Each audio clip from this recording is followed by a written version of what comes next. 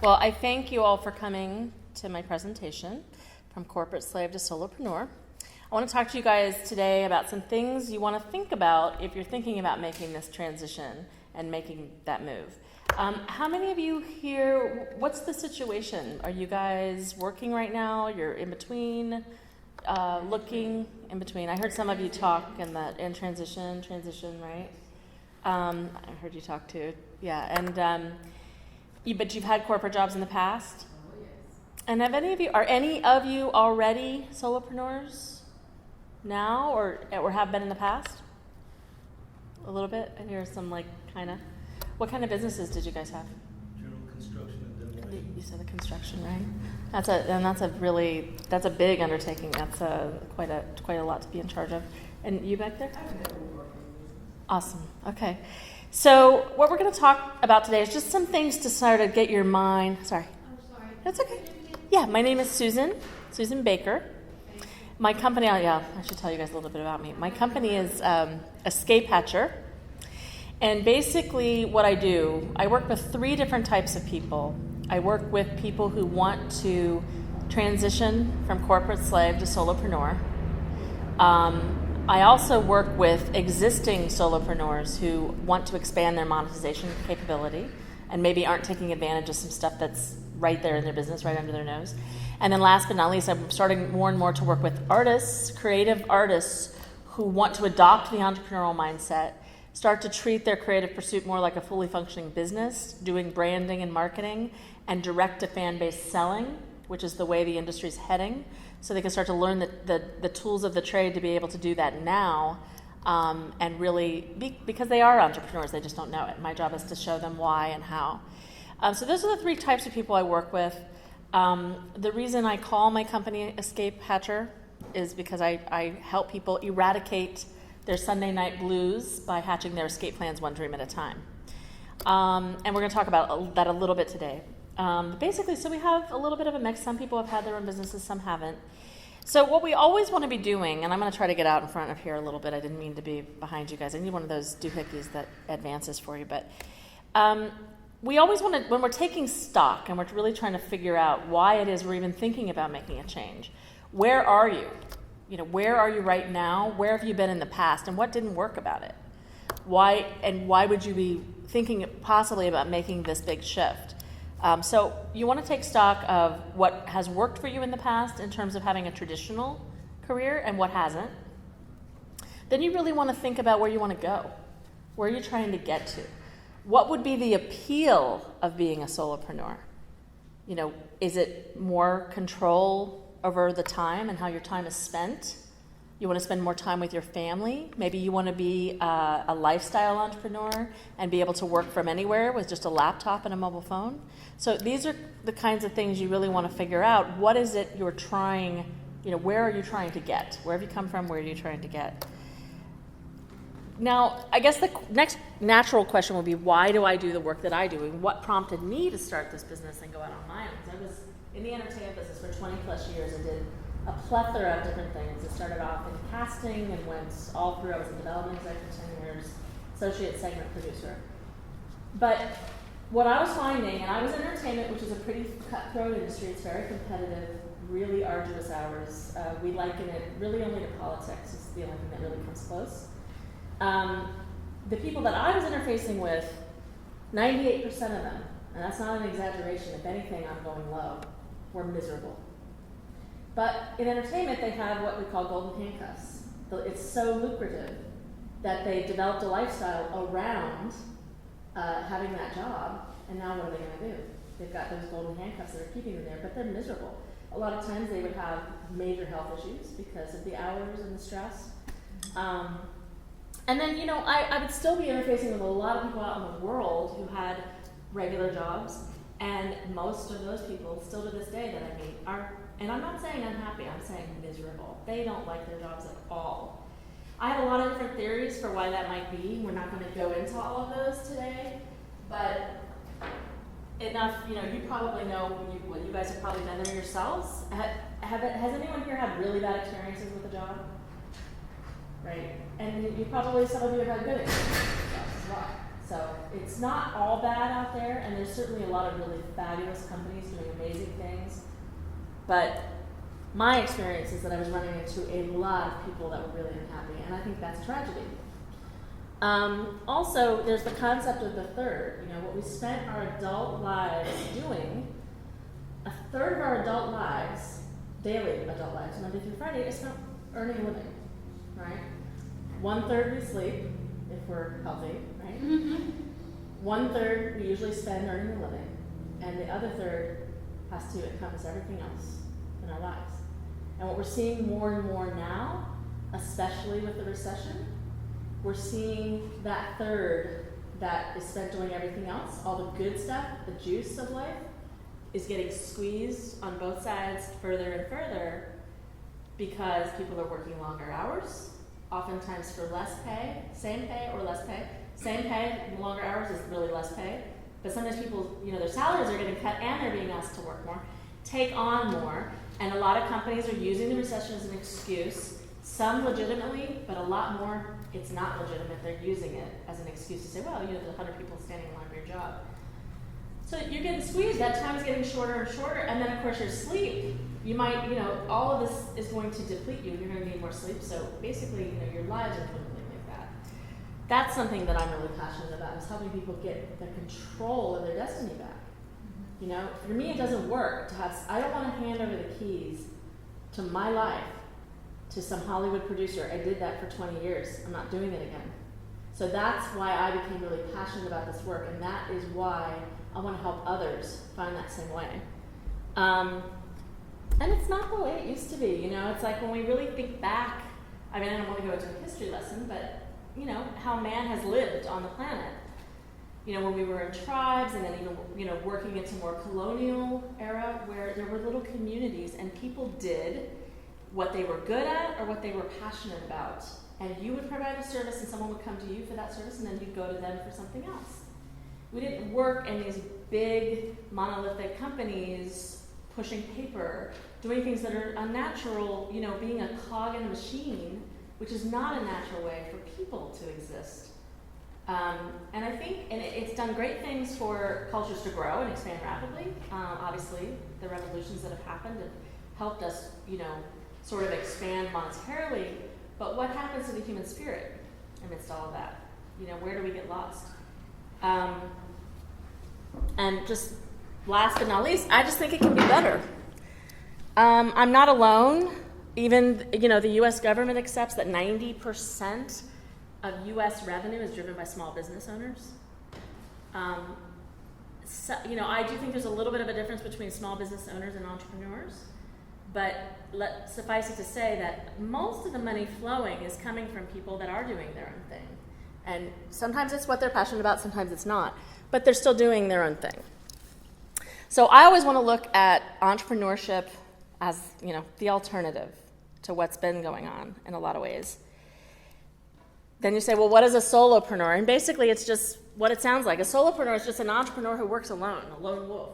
Somebody who, you know, starts out very, very small, doesn't take a huge amount of risk in the beginning. You know, you're going to start small. And I work with mostly service-based solopreneurs.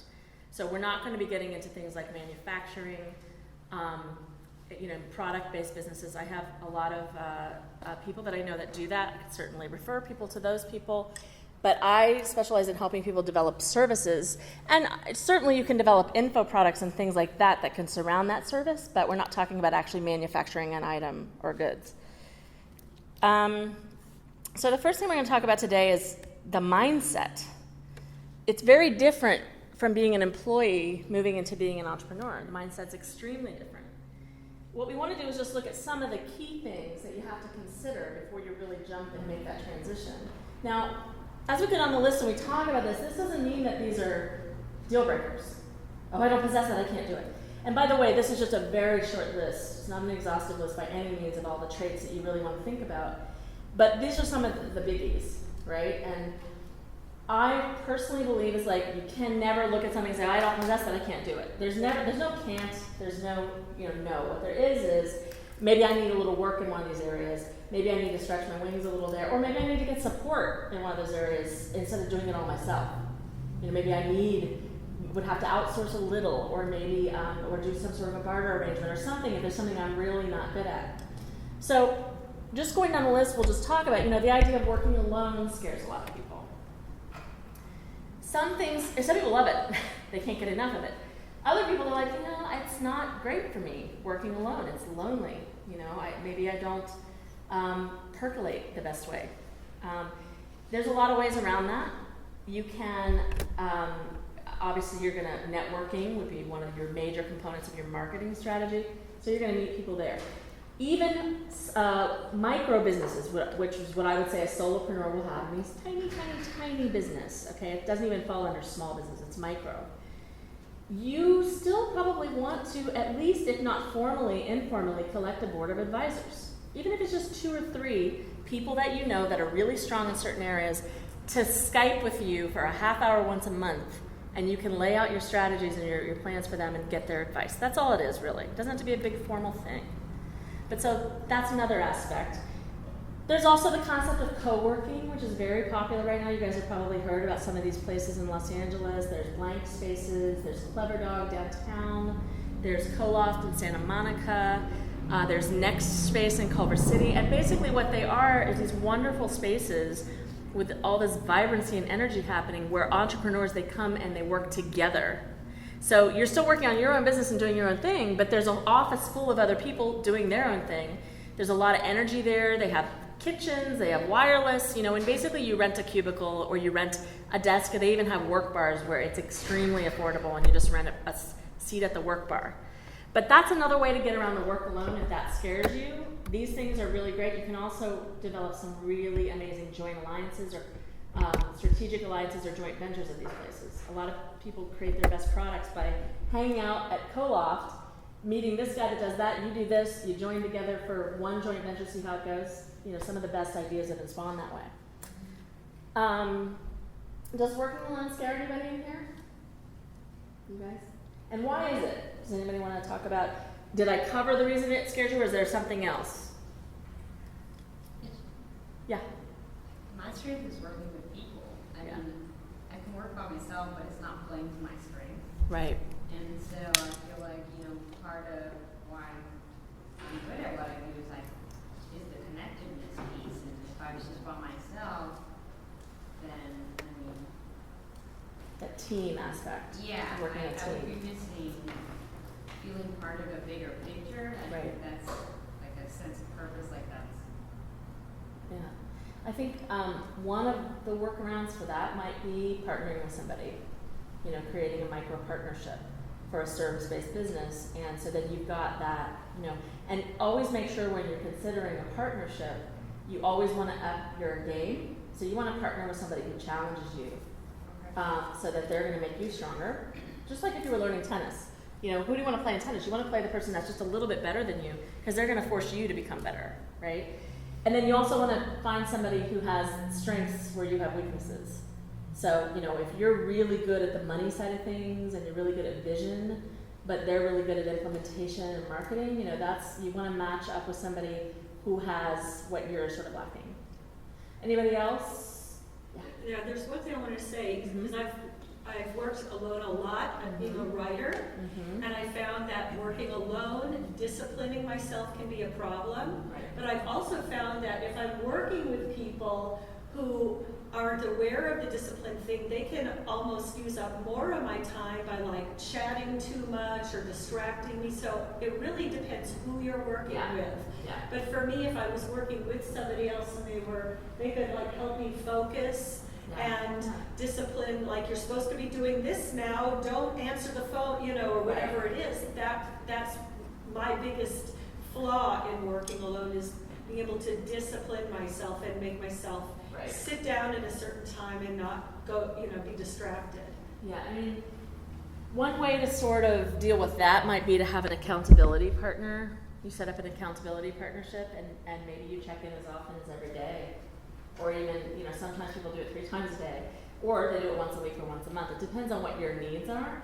But if you're struggling with that, and you still want to work alone and have your business, but you're struggling with that, you might just want to find someone else out there through one of your networking groups, or even putting ads out there, looking for someone and saying, you know, I'm struggling with this, I need an accountability partner, and you just have these little micro 5-10 minute meetings, check in with each other, and you have to clue them in on what your schedule is that day, what you accomplished, what you haven't, and they have to hold you accountable just like you hold them accountable. I mean, there's always a way to work around it. You got to be as creative as possible when you're trying to, you know, with some of these newer type, you know, that we're not used to, and we don't have a lot of tools in our toolkit yet to deal with it. So that might be one way. I'm sure, does anyone else have other ideas for staying motivated when you're working alone? Yeah? One of the things I found with working alone, especially out of my house, is to still stay professional and still treat it as a job. So it wasn't, we'll lay around in sweatpants. It was get up, get dressed for work, make the bed, get the cup of coffee, let out the dog, whatever the morning routine was, go to the workspace, close the door, and stay in that workspace and do what I needed to take care of. That's what That's a I great mean by idea. discipline. Yeah, Yes, it includes that. it's hard to ignore the dirty coffee cups and the laundry that's running up and down the hallway or whatever, creeping up on you. It's really, but having a door where you can close yourself off and say, this is where I work. This is where work happens. It makes it a lot easier. That's a great suggestion. And also, you know, if you don't want to spend the money on a co-working space, but you can't work at home because the distractions are overwhelming, Starbucks. A lot of entrepreneurs have their offices at Starbucks. In fact, I'm working with one right now. He's a multi-gazillionaire internet marketer. He goes to Starbucks for 3 hours every morning. That's where he does all of his work, and then he's done for the day. So, and he's been doing it for years. Writers, obviously, I have a million writer friends who work at Starbucks. They go, like they'll go in the morning for maybe 2 or 3 hours, take a lunch break, come back in the afternoon, and then, you know, Starbucks has that great refill program now. So it makes sense, you know, they don't mind it. There's some coffee shops that don't like it, but Starbucks actually sort Well, of they provide promotes it. free Wi-Fi, so Yeah, they must. they like it. They like having that communal energy. They like visionaries coming in and having exciting ideas. They just love it. It matches their culture. Yeah. So that's a great idea. So we talked about already being mostly service-based, especially in the beginning, because service-based is something any one of us could leave this session today, go home and spend a little bit of time today and tomorrow brainstorming, and you could almost have your core service designed. Okay, you know, it takes some, you got to do some passion digging and really, you know, do some work, but it's not like a product launch where you've got to have a prototype, you've got to have a prototype manufacturer, you've got to have this, you've got to have that. So we want to keep things as, you know, simple and flowing as possible. Another trait, you know, to really find in yourself is, you know, you want to be someone who has ideas, creative. And by the way, everyone on the planet is creative. That's always been my theory. I believe it. We're creative beings. You know, people don't think they're creative because they're not a dancer or a writer or an actor or an editor or director, whatever. I'm not just talking about being in the arts. Everything we do is creating, in essence. You know, when you're cooking a meal, that is creating something. You know, when you're writing an email, that is creating something. Okay, when you're putting an outfit together, that is creating something. So we're creating all day long. We just have gotten conditioned to think it's not creating, that it's just, those are just boring little chores I have to do. But they're not. So tap into your own creativity. If it's more arts-based, that's wonderful. But if it's everyday-based, you know, inventors are creators. Doctors in a lot of ways, you know, researchers and scientists, they're creators. So tap into your creativity in whatever form it comes in. And don't be afraid to own it. Don't, you know, it's something that everybody has. Innovative, seize opportunities and possibilities. And like I said when we first started talking, even if you don't see one of these traits in yourself, it's there somewhere. You just have to dig in for it and start working on it. It's just like anything else in life. Practice makes perfect. So if you're maybe a little, you know, maybe the visionary part of you is not so strong, but something else is, then know that you have to spend more time developing that. Start to look for possibilities in the world and start every day, you know, asking yourself, I got to find 5 business possibilities today and write them down and really take it seriously. QDA quotient is something that almost all entrepreneurs possess. Quick, decisive action. It's the ability to take quick, decisive action. That is something that will deeply affect your ability to succeed as a solopreneur, entrepreneur. You've got to be able to take quick, decisive action, especially with the way things move on the internet. There's no time to deliberate a lot about things. So you've got to develop, and it's a skill like anything else, you've got to develop the ability to be decisive, to be quick about it, and to take action. Not just make a decision and let it linger or lie there on your to-do list forever. Take action on it. Obviously prioritizing the stuff that's the more important. But that is something that a lot of people struggle with, and that is what will always identify a successful entrepreneur, solopreneur, is that they have this ability. So if it's something that you don't have, start practicing it just on little things in your life. Picking a restaurant for lunch. If you always have trouble deciding on that, decide tomorrow that you're going to start, you're not going to tolerate that in yourself anymore. You're going to, okay, I'm decided, I'm done, and I'm going. Whatever it is. Does anybody have challenges in this arena? Yeah? And you'll have to think of ways that you could sort of, it's just like developing anything. You got to sort of practice it, come up with a strategy for dealing with it. But this is something that you really, really have to work on. Risk aversion is another one. Just like investing, they always talk about this in investing, starting a business will have some risk associated with it. Now, being a solopreneur, the risks will not be huge because you're going to try to stay as scaled down and skeletal as possible. We'll talk a little bit later about, my favorite phrase is no, low, and on the go. Everything has to be held to that litmus test. No cost, low cost, and it must be on the go and mobile because the future is entirely mobile. So you've got to figure out what your risk aversion is. Is that something you really struggle with? Or are you medium on it or whatever? But really figure out, and then again, it's something you can work on. Try to take little risks in your own life and in other ways and see how they pan out for you. And when they go well, make sure you recognize that and you're using that in your toolbox for confidence. And like we've talked about, we've already brought this up, being a self-starter and the ability to self-motivate is huge. So again, if you're not great at it, get an accountability partner. Start working at a co-working space where you can't sit around and talk to your friends on the phone all day because everyone else will hear you. They'll hold you accountable even if they don't say anything. They're looking at you, right? Okay. The next big thing that people really have to think about when you're thinking about starting your business is money. Obviously, time and money are the two most valuable assets, so other than life, obviously. So how much do you really need to make? That's something you have to figure out. And, a lot of people sit down and they figure out what they're making right now in their lives. I don't think you should do that. I think you should figure out what you really need to make. How much is this worth to you? You have to kind of put a value on, the energy and what's going on, looking for a traditional job or having had them in the past and not been happy, or even if you have one now, you're not happy. What's that worth to be able to work on your own and have your own, be pursuing your own passion? Maybe it's worth, making 10 to 20 grand less a year.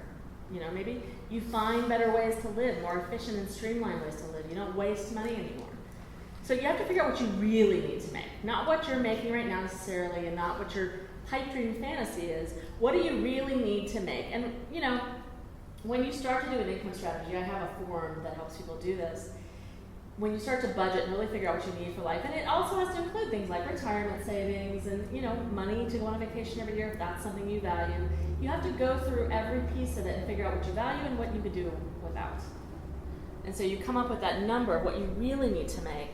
And then, think about, do you want this business to be an entire income replacer or just a side business? And a lot of people develop really fabulous side businesses that then eventually grow into complete income replacers.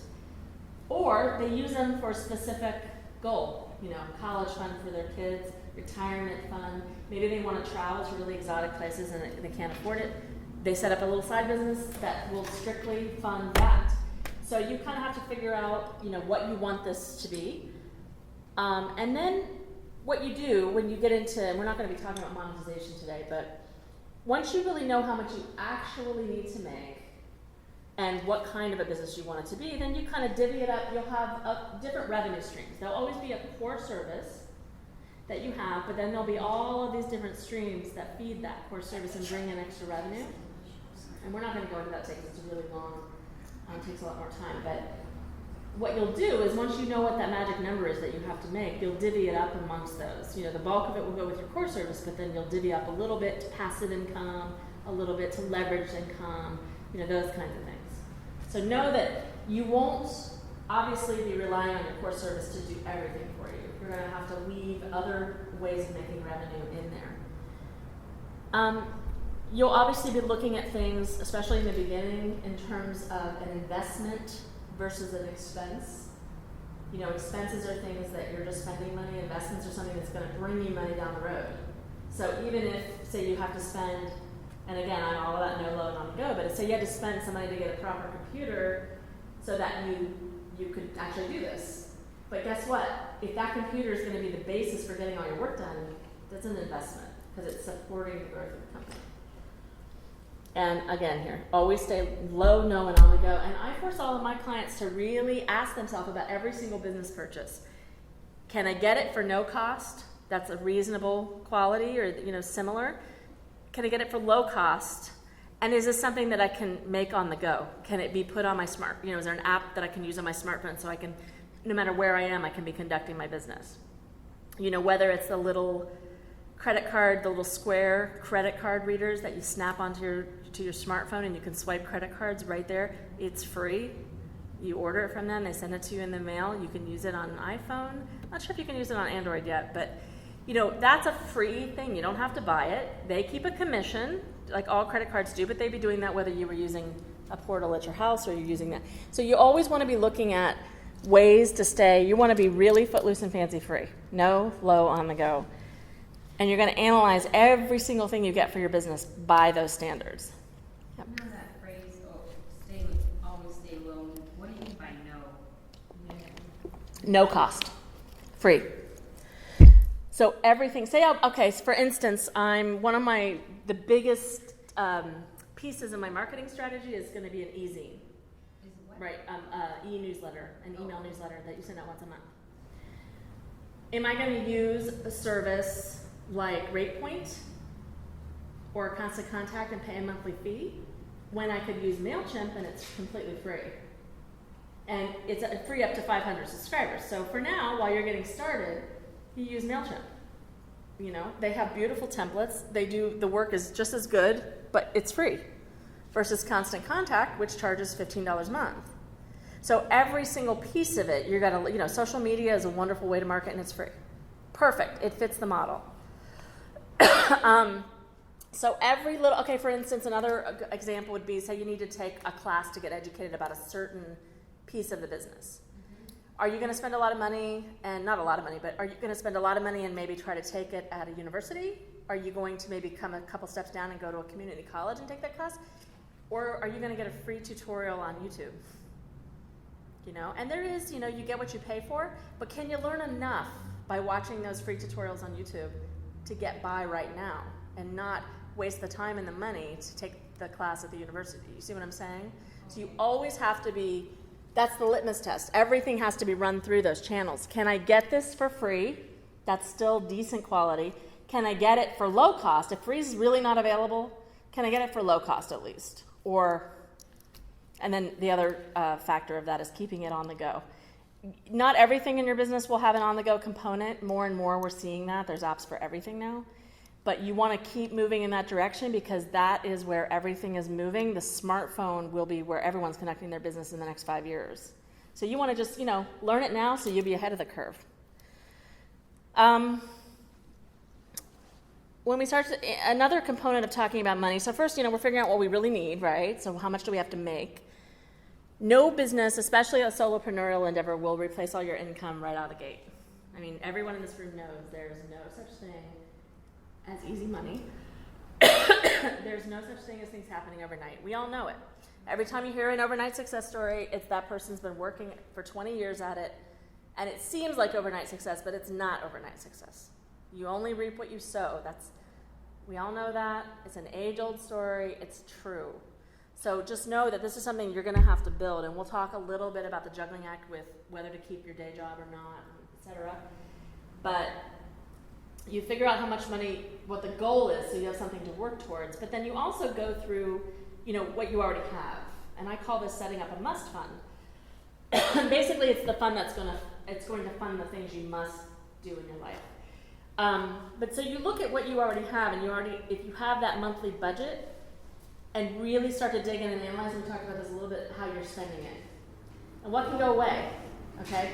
But all the savings that you reap by doing that has to go into your must fund. You have to set up a separate fund that is interest bearing, the best rate you can find, and that's the little seedlings for your business. That's where you're going to put that money. So if you have a current monthly budget, you have money coming in from somewhere, you've got that monthly budget now, sit and do the work with a fine-tooth comb, go down and look at every single way you're spending your money, what can be eliminated completely, and what can be trimmed back, what could you find an alternative for? So say you're spending $100 a month at the gym, and you really need it, but you could also work out in the park. I wouldn't suggest just throwing everything out the door, because that's just like, a new exercise routine you start. And you go to the gym the first day, and you're going to work out for 2 hours, and it sounds great. But by the 5th day, I guarantee you won't be working out for 2 hours anymore. Don't go throw everything out of your life. You can't live that way. But really go in and analyze. For instance, a small thing. Maybe you go to Starbucks once a day, every single day of the month. Why don't you try going 2 or 3 times a week now? And so that, those other 4 days of the week that you're spending $4, that's $16 a week. Now that's $64 a month you're putting into your must fund. That's going to fund your business as you go along. So, think of it in those terms. Also, obviously, the money that you do have, make it work for you. Make sure you're investing and saving, getting the best rates you can. There's I think it's called bankrate.com. It's a great website for really finding out, from savings accounts to checking accounts, everything. What's going to give you the best interest yield? You might as well, if you have that stash already, you might as well be earning money on it and doing it at the highest rate available. And so that's how doing a must fund. So first is doing the income strategy, figuring out how much you have to make to survive. But then you want to go through and say, okay, here's what I've already got, and analyze that as well. And then we're back to the no, low, and on the go. Here's just some examples. We can go down and talk about things that you're going to need in a business. One of the most important things is you're always going to need to be educating yourself. Not just about business, but whatever it is your niche is, whatever your market, your target market, everything. So, education is expensive, but there's libraries still. They're a fantabulous resource.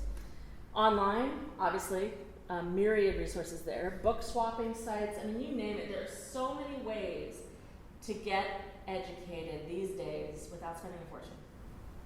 Okay, does anyone follow Seth Godin here? He's a pioneer in the entrepreneurial world. He's a thought leader. His name's Seth Godin. He's got a great blog and a newsletter and everything. But his whole theory is that MBAs are a thing of the past because they're so old school. They have not caught up with the times yet. And what he did is he created his own MBA program that's like not even a sliver of the price that you would pay to go to Harvard or somewhere like that. And they get through it in about 3 or 6 months, something like that. And he picks a few students every year and he puts them through it himself. But, he's like, that's a thing of the past. They're learning all old school techniques. And I'm not saying every program. Some of the programs have really jumped forward. But that would be a perfect example of something that might cost somebody $250,000 because they think they need it and society's conditioned them to believe they need it. And the best, most of the really innovative entrepreneurs in our culture learn through the school of hard knocks. Steve Jobs started Apple in his garage, right? So don't keep buying into those kinds of things and letting people tell you need this, you need that. There's a lot of things you don't really need, and you can get started. Business plans, people get really caught up in this idea that you got to have this big fancy business plan, and that's what stops most people. They want to start a micro business, but they don't know how to do a business plan, and they don't want to invest the time and the energy, and it's this big monolithic thing, and it's so scary. First of all, there's a lot of sites out there now that will help you do a business plan, but with my clients, we don't even do a formal, official. The big formal business plans are really to get funding and capital for your business, and those are for bigger businesses that need capital, that need angel investors and venture capitalists to invest in them. They're not going to be for a service-based micro business starting out. So don't get caught up in that. You do need a plan and you do need a strategy, but there's, what we call it is just the back of the napkin business plan. You got to sit down, you got to figure out what you're going to do, how you're going to do it, who you're going to do it for, what you're going to charge. Those are the basics. And then how you're going to pay for any kind of overhead that you have. But again, we're going to keep that no and low, right? So we're not going to have a lot of overhead. The 3 tools you need these days are your computer, your mobile phone, preferably a smartphone, and access to the internet. You can do almost anything with those 3 things. Networking groups are a great way to find joint venture partners and strategic alliances. You don't have to be in these big dues-paying BNIs and lead referral groups and all this. There's fabulous networking groups on meetup.com. You can find any subject that exists on meetup.com, and especially in a city like LA that's so large. You will be able to find a group that's meeting about it. And go find your joint venture people there. Go find your accountability partners. Find your advisory board there. Find your tribe, the people that you feel comfortable with, that you can bounce ideas off and brainstorm with. You don't need to do all these old school, spend a lot of money. You know, some of these groups cost, $300, $400, $500 a year. And you can get better results. Well, Chambers is a perfect example.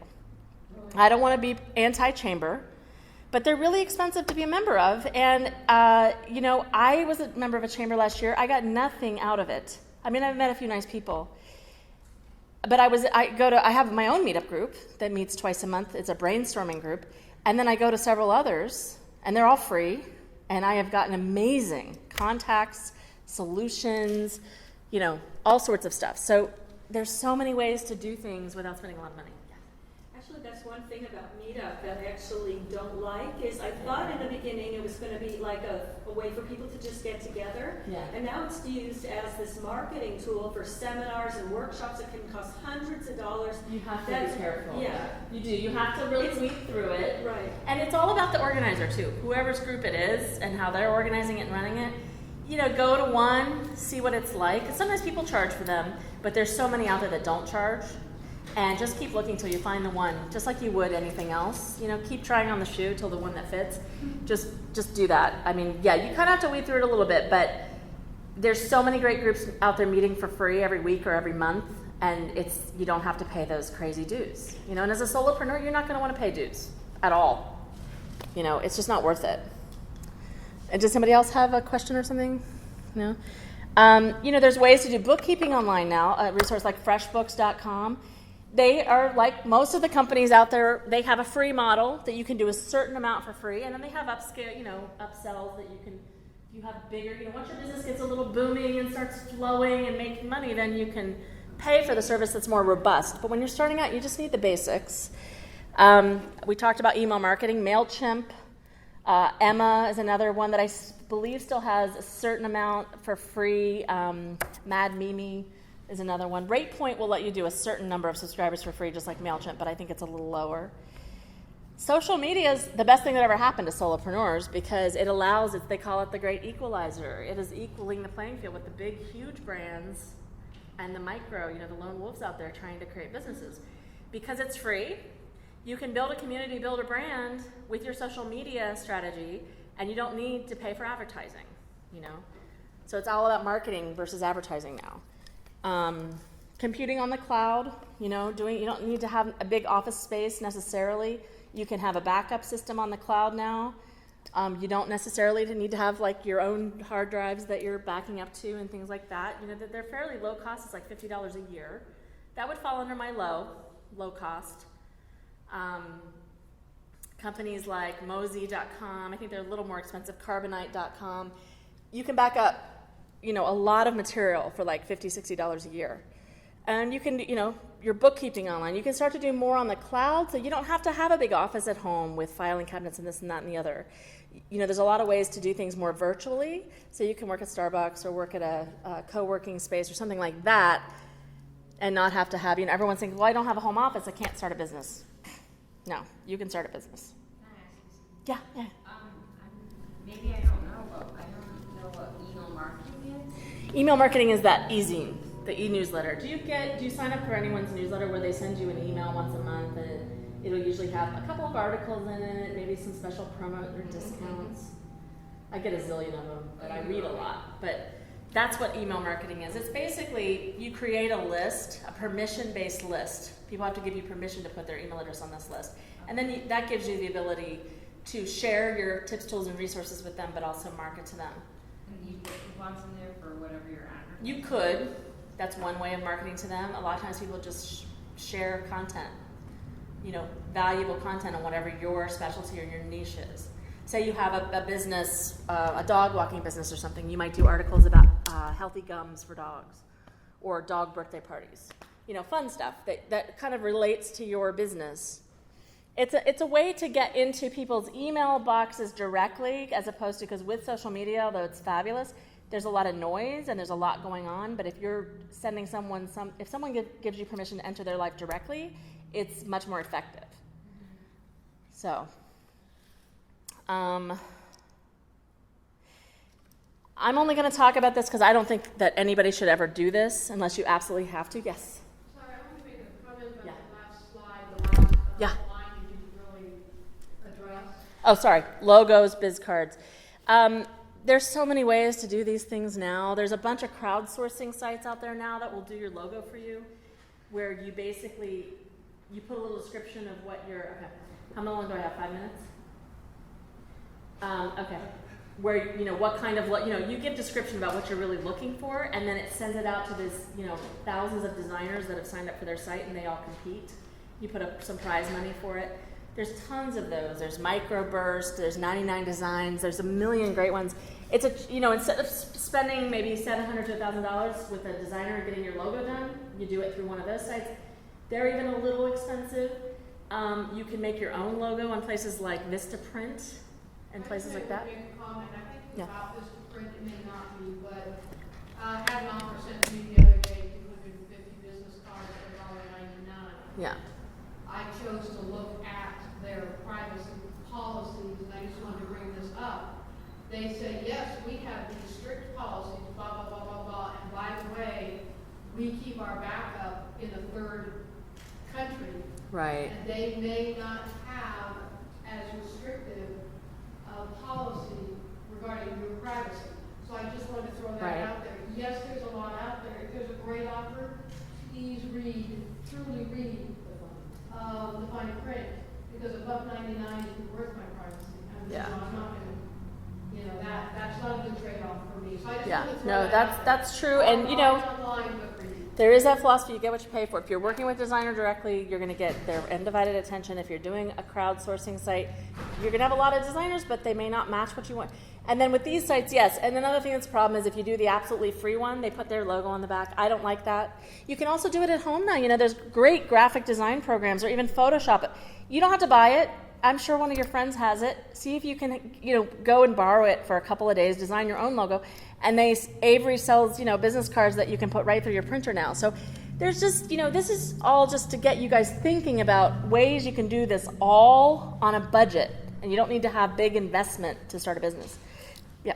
Quick question. Yeah. When you are crowdsourcing, let's say for a logo, Mhm. let's say there's 1,000 people submitting logos and there's one prize money, what did they get out The of it? person that you choose gets the prize money. Yes, I Yeah. understand, but if the chances are so low of you choosing. What they're doing is just like everything, like Odesk or any of those other sites. They're just hoping, eventually they start to rack up. The better known they get and the better they get, they start to rack up money. But also, it's marketing for them. That may not be the bulk of their home designing logos for people directly, but they do this as a side thing. It also gets their name out there. It gets their designs out there. More and more people are seeing them. So it's a form of marketing for them too. I'm just going to whiz through these because our session is ending. This is only other places to look for funding. If you do have a little bit of a business idea that needs just a little bit more capital, I wouldn't even recommend going there right now when you guys are just starting out and getting something off the ground. Friends and Family Fund is always the most popular. There's some circle lending sites out there that allow you to borrow from peers and pay them back with certain, whatever agreements you come up with. There's also things like Kickstarter and Prosper.com, which allow you to put a project up and raise money just like you would for charity, but it's for your actual, could be for an actual business. So you can get creative with that as much as you want. Bartering is always a great way to go. If you say you need a logo, so you need a designer and you want it to be really good, but whatever you're doing, you can barter with them. So say you're dog walking, you can figure out how many hours of dog walking would equal a logo from them, and you just swap. 2 rules to always keep in mind when bartering: it must be equitable, so equal for both, and it must be beneficial for both. Don't ever do a barter just because, I want to be nice. No. You must need what you're bartering for, and they must need it in return, and it must be equitable. We didn't get into time today, but I wanted to thank you guys for coming. I'm sorry we ran a little long. Also, just to let you know, I do have business cards over here. I have my mailing list. If anyone's interested, I do newsletters. I do e-zines with a lot of information. I have a lot of resources on my website that are free. I have a Twitter stream, all that good stuff. And I'm always sending out great articles and tips and interviews with people. So if you're interested in signing up for that, it's over here. And I have a flyer that tells a little bit more about what I do. And if anybody wants me to email them this PowerPoint, I'd be happy to do that too. It's a keynote, actually, because we didn't get through the time management part. So if you email me or put your name on the list, then I'd be happy to send it to you.